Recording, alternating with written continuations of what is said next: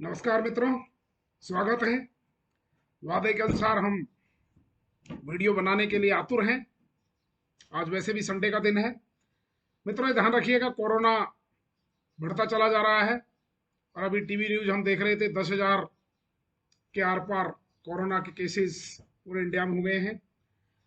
अभी शादियों का माहौल भी शुरू होने वाला है, सो बी वेरी वेरी केयरफुल। और अननेसेसरी की पॉलिटिक्स में पढ़ने की आवश्यकता नहीं है। कॉम्पिटिटर्स के अभ्यर्थी हमसे सवाल करते रहते हैं कि हमें क्या पढ़ना चाहिए, क्या प्लानिंग करना चाहिए। तो देखिए, हम आपको बहुत सटीक शब्दों में कहना चाहेंगे कि जब आप के बच्चे या कैंडिडेट्स जब 11वीं में एडमिशन लेते हैं, तब डिसाइड कर ले कि आपको साइंस बैकग्राउंड में जाना है या कॉमर्स बैकग्राउंड में जाना है या आर्ट्स बैकग्राउंड में जाना है या फिर लॉ बैकग्राउंड में जाना है या इंजीनियरिंग बैकग्राउंड में जाना है या डॉक्टरी मेडिकल की पढ़ाई करनी है। ये बहुत एक ऐसा पड़ाव होता है जिसमें हमको एक डिसीजन लेना पड़ता है और इसमें पेरेंट्स का बहुत महत्वपूर्ण योगदान होता है। ये बच्चे की योग्यता के ऊपर तो डिपेंड करता ही करता है, लेकिन साथ साथ पेरेंट्स उसको किस प्रकार से मोटिवेट करते हैं और किस प्रकार से उसको गाइडेंस देते हैं, उस पर डिपेंड करता है। कई अभ्यर्थियों को हम देखते हैं कि वो साइंस के लिए फिट अपने आप को पाते नहीं है और कंपटीशन के योग में उनको आईआईटी में डाल दिया जाता है और बाद में वो यू टर्न लेकर के वापस आर्ट्स के सब्जेक्ट में आते हैं, तो उनका जो है टाइम वेस्ट हो जाता है। कई कैंडिडेट्स आज हम देखते हैं सिविल सर्विसेज में सी सेट का जो पेपर आता है, जिसमें मेंटल एबिलिटी आती है, इंग्लिश आती है और कुछ मैथमेटिक्स के सवाल आते हैं, उसको वो बेचारे पास नहीं कर पाते हैं। तो जब आपको ये पता है कि आप सिविल सर्विसेज में जाना चाहेंगे फ्यूचर में, इसकी प्लानिंग आपको करनी है, तो फिर 11वीं क्लास तक आपको निश्चित रूप से सीनियर हायर सेकेंडरी तक मैथमेटिक्स रखनी ही होगी। यदि आप मैथमेटिक्स नहीं रखेंगे तो जो सी सेट का पेपर होगा उस समय आपके लिए काफी भारी पड़ेगा। इसलिए जब आपको सिविल सर्विसेज में जाना है तो 12वीं क्लास तक कम से कम अपने बच्चों को आपको मैथमेटिक्स रखनी ही पड़ेगी, तब जाकर के आपका सी सेट क्लियर होगा। बाकी चीजें आप बड़ी आराम से क्लियर कर सकते हैं, कहीं इसमें कहीं कोई प्रॉब्लम वाली बात नहीं होगी। अब कई बच्चे कहते हैं कि हम अगर बीए के बाद में या एलएलबी के बाद में या साइंस के बाद में या फिर बीएससी के बाद में या आईआईटी करने के बाद में जनरल नॉलेज को किस तरह से तैयार करें, तो देखिए मित्रों, जनरल नॉलेज को तैयार करने का एक ही तरीका है, क्योंकि आज जनरल नॉलेज और इंग्लिश वगैरह वगैरह जो है सारे कॉम्पिटिशन्स में आती है। अब आपको ध्यान रखना है कि सबसे पहले तो अपना इंग्लिश का जो बैकग्राउंड है उसको ठीक ठाक रखें। इंग्लिश में कुछ नहीं करना है आपको, केवल आपको जो है आपका जो टेंसेज हैं उनका वाक्यों में प्रयोग करना बहुत अच्छे से आना चाहिए। जो अनसीन पैसेज है उसको सॉल्व करना आना चाहिए। अनसीन पैसेज को 2-3 बार पढ़िए, उनके क्वेश्चंस पढ़िए और क्वेश्चंस को पैराग्राफ वाइज आप जो है टैली करते जाइए, आपको आंसर मिलते चले जाएंगे।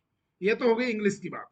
टेंसेज में आपको जो है ए एन दी का प्रयोग करना है, एक्टिव पैसिव वॉइस हैं, कुछ अपोजिट वर्ड्स आते हैं, कुछ सिनोनिम्स वर्ड्स आते हैं आजकल, उनका प्रयोग करना है। वर्ब का कैसे प्रयोग किया जाता है, एडजेक्टिव का प्रयोग कैसे किया जाता है, नाउन का प्रयोग कहाँ पर कैसे किया जाता है। ये 5-7 सवाल भी यदि आप 5-7 चीजों को भी आप देख लेते हैं तो आपका बेड़ा जो है पार हो जाएगा। नेक्स्ट आता है अब आपके पास में ज्योग्राफी। ज्योग्राफी में आपको इंडिया की ज्योग्राफी पूरी आनी चाहिए। इंडिया की ज्योग्राफी बेसिकली जो है क्या क्या होते हैं अपने यहाँ पर, भारत का जो पूरा भूगोल है कि भारत उत्तर दक्षिण पूर्व पश्चिम में किस प्रकार से 5 भागों में बटा हुआ है। थार का रेगिस्तान है, दक्कन का पठार है, हिमालय पर्वत है, पूर्वी घाट है, पश्चिम घाट है। इनकी यदि आपको जानकारी हो जाती है दैट इज एनफ।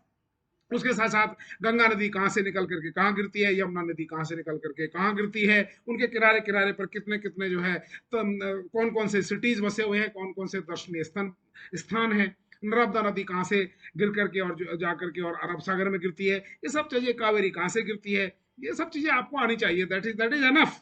लूनी नदी कहाँ से कहाँ गिरती है और भारत का प्रत्येक स्टेट कौन सा है, जम्मू कश्मीर की लोकेशन कहाँ पर है, महाराष्ट्र की लोकेशन कहाँ पर है, और फिर आपको देखना है वनस्पति कहाँ पर कौन कौन सी है, पर्वतीय वनस्पति कहाँ मिलती है, तो मरुस्थलीय वनस्पति कहाँ मिलती है, सदाबहार कहाँ मिलती है, तटीय वनस्पति कहाँ पर मिलती है। ये 3-4 चीजें आप देख लीजिएगा। फिर इंडिया की पॉपुलेशन देख लीजिएगा कि घनत्व कहाँ पर है, कितना कितना घनत्व है, किसके प्रदेश की कितनी जनसंख्या है और हमारा जनसंख्या का ट्रेंड जो है वो क्या रहा है और गवर्नमेंट ने क्या क्या पॉलिसीज बना रखी है। इसी प्रकार से इकोनॉमिक्स को देख लीजिएगा, पॉलिटिकल साइंस में राष्ट्रपति का चुनाव कैसे होता है, इंडिया की कॉन्स्टिट्यूशन क्या है, फ्रीडम मूवमेंट के जो सिद्धांत हैं वो स्टार्टिंग से देख लीजिएगा, 1857 की क्रांति से लेकर के लास्ट तक के सवाल आप हल करते चले जाइए। साइंस एंड टेक्नोलॉजी में तो सारी चीजें आती हैं, दुनिया भर की जो भी आ रही है सारी की सारी आप जनरल। अब ये कहाँ से पढ़े मित्रों? इसको पढ़ने के लिए सबसे बेस्ट तरीका है, एक तो आप कोई भी मैगजीन सेलेक्ट कर लीजिएगा। हिंदी मीडियम वाले विद्यार्थी हैं, हिंदी की कोई भी मैगजीन जो भी आपको सुटेबल करती है। मैं कहूंगा कि भले ही आपसे जो पुरानी चला करती थी हमारे जाओ ने, प्रतियोगिता दर्पण को ही ले लीजिएगा। इंग्लिश वाले अभ्यर्थी हैं वो जो है अपने CSR को ले लीजिएगा। आजकल बहुत सी मैगजीन चल रही हैं, कोई भी मैगजीन ले लीजिएगा। एक भारत आता है हर साल, इंडिया जैसे अभी चल रहा होगा 2023, इंडिया का एक होता है, उसको कंप्लीटली ले लीजिएगा। एक इकोनॉमिक सर्वे आता है, उसको पढ़ना शुरू कर दीजिएगा। एक पेपर कोई भी, जैसे राजस्थान के अभ्यर्थी हैं दैनिक भास्कर पढ़ लो, चाहे राजस्थान पत्रिका पढ़ लो।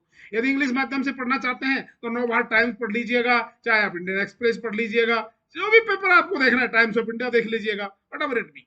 कई मैगजीन्स आती हैं, जैसे योजना है, किसी जमाने में चला करती थी, आज भी उसका उतना ही सार्थकता है। कुरुक्षेत्र मैगजीन आती है, आप इनको देख लीजिएगा, आपका बेड़ा पार हो जाएगा। तो एक न्यूज़पेपर पढ़ लीजिएगा और एक ये पढ़ लीजिएगा। उसके बाद में आजकल जो है आपको ज्यादा भटकने की कोई आवश्यकता नहीं है। कुछ कोई लोग कहते हैं कि हम जो है क्या कोचिंग का सहारा लें, बिल्कुल कोचिंग का सहारा लीजिएगा। किसी भी शॉर्टकट भी अपना सकते हैं आप। हर एक पूरी टेक्स्ट बुक को आपको बहुत ज्यादा पढ़ने की आवश्यकता नहीं है, क्योंकि अभी काफी चीजें जो है मॉक वाले जो होते हैं ना, ये जो आपके कोचिंग संस्थान वाले हैं, आपको पका पका मसाला परोसते हैं, उसमें से आप सेलेक्ट कर लीजिएगा और उसके बाद में आप मॉक दीजिएगा। जितने आप मॉक टेस्ट दोगे उतने ही आपका बेड़ा पार होता चला जाएगा। चाहे आप लॉ के स्टूडेंट हैं, तो आप चाहे IT के स्टूडेंट हैं, चाहे ज्योग्राफी के हैं, चाहे आप हिंदी माध्यम से कोई भी एग्जाम दे रहे हैं, आप मॉक दीजिएगा, जितना हो सकता है मॉक दीजिएगा। RS की एग्जाम दे रहे हैं, पटवारी भर्ती की एग्जाम दे रहे हैं, चाहे आप टीचर्स की भर्ती की एग्जाम दे रहे हैं, मॉक करिएगा, मॉक जितना हो सकता है, और उसका एवोल्यूशन करवाइए। और फिर उसमें से कुछ जो कमियां, जो एवोलेटर जो कमियां निकाल रहा है, उनको फिर से सॉल्व करना शुरू कर दीजिएगा, उनको फिर से वापस दोहराइएगा, दोहरा करके और आप उनमें अपना कमांड बढ़ाते चले जाइएगा। शुरू में हो सकता है आपके मार्क्स जो है 100 में से मात्र जो है 40 ही मिले, लेकिन धीरे धीरे आपको 42, 43, 44, 45 तक आपके मार्क्स होते चले जाएंगे। मैंने देखा है कई कैंडिडेट जो मात्र 50% मार्क्स ला रहे थे किस जमाने में, आज वो 78 तक ला रहे हैं मॉक दे करके, और उनका सिलेक्शन भी होता है। तो इस प्रकार से आप अपने आप को उत्साहित रखिए, और कहीं पर भी आप जो है हार मत मानिए, और अपना जो एक प्लानिंग है, नोट्स बनाइए, साइंस टेक्नोलॉजी के अलग नोट्स बनाइए, ज्योग्राफी के अलग बनाइए, पॉलिटिकल साइंस के अलग नोट बनाइए, हिंदी इंग्लिश के अलग नोट बनाइए, सब नोट्स बनाते चले जाइए, और फिर अपने जो प्लानिंग है उसको बहुत अच्छे से रखिए। बस मस्ती से आप एग्जाम देते जाइए और आनंद लेते जाइए। ये आज का वीडियो है, मोटिवेशनल वीडियो। एक जो है कैंडिडेट है, एक महिला कैंडिडेट ने हमको कहा कि सर आप कविताएं बहुत अच्छी सुनाते हैं, तो एक महिलाओं के ऊपर भी एक कविता सुनाइए। तो चलो कोई नहीं, हम एक महिलाओं के ऊपर कविता, अभी कविता के कुछ छंद सुना देते हैं। कि देखिए राजस्थानी जो महिलाएं होती है बेसिकली बहुत वीर रस वाली महिलाएं होती हैं, एकदम वीरता से भरी हुई होती हैं। एक इसी मौके पर हमको कविता याद आ रही है कि जब महिला, राजस्थानी जो महिला है, वीर वीर वीर बाला, वीर महिला जब बच्चे को जन्म देती है तो किस प्रकार से जो है अपने उद्गार व्यक्त करती है। बालो पाखो बाहर आयो, माता बहन सुनावे यूं, मारी कुक सुलाई रे बाला, मैं तो सकरी घूटा दूं। तेज कटार सु नाड़ो काट्यो, अजी तेज कटार सु नाड़ो काट्यो, नाड़ो काटो तो बोली यूं, बैरारी फौजारे बाला, तू बजवा घरे अयो, तू बजवा घरे अयो। बालो गोदी दूधो चुंगे, दूध चुंगावत बोली यूं, धोले दूध पर कायर तारो कालो दागन लइयो तू। सखरा काम करया मेरा लाला, अजी सखरा काम करया मेरा लाला, मैं जानूंगी जायो तू, पूत जन्म के रही बाजड़ी, नीतर मैं समझूंगी। मतलब इसका मतलब है कि यदि आपने मेरे बालक अच्छे काम किए तो मैं जानूंगी कि वास्तव में तूने मेरे दूध की जो है लाज रखी है। वरना अगर तू गलत काम करेगा, किसी प्रकार से मर्डर में शामिल होगा, जो आजकल चल रहे हैं द्वंद्वात्मक चीजें चल रही हैं, ऐसे काम तू गलत काम करेगा तो ये मैं मानूंगी कि मैं पुत्र का जन्म देकर भी बांझड़ी रही। इसलिए मित्रों, न केवल पुरुष, न केवल महिलाएं, बल्कि आप सभी दिमाग में धारण कर लीजिएगा कि हमें अच्छे काम करने हैं, अच्छी संगत लेनी है, और यदि कानून की लड़ाई भी लड़नी है तो कानून के दायरे में रहकर के लड़ाई लड़नी है।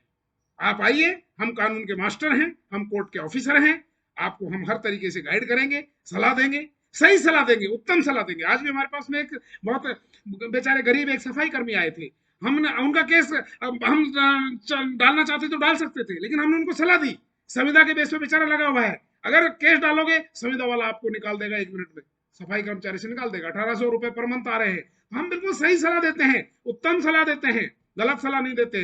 दूसरे के पास जाओगे 5000 रुपए लेके आपका केस फाइल कर देगा। इसलिए गुमराह मत होइए, मस्त रहिए, be happy, very cool. Video को लाइक करिए, सब्सक्राइब करिए, फिर आपको हम कविताएं सुनाते रहेंगे और वीर रस आप में बढ़ते रहेंगे। Thank you very much, have a nice day. 95 092 96 5 821 Ashish Vihar, Jagatpura Jaipur. RP Meena advocate from Jaipur आपका हार्दिक स्वागत और अभिनंदन करते हैं। Thank you very much. जय हिंद, जय भारत।